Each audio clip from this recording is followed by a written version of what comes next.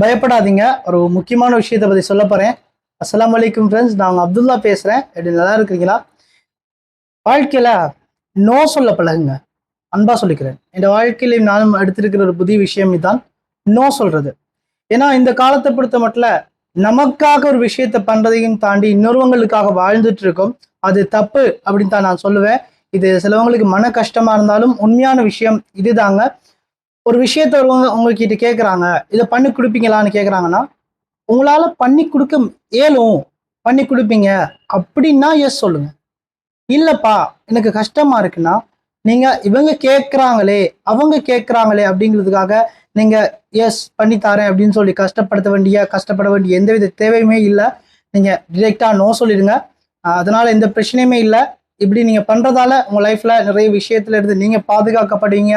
உங்களுக்கு ஒரு சந்தோஷமான அழகான லைஃப் இருக்கும். அதனால நோ சொல்லுங்க. உங்க லைஃப் இன்னும் இன்னும் நல்லா இருக்கும்.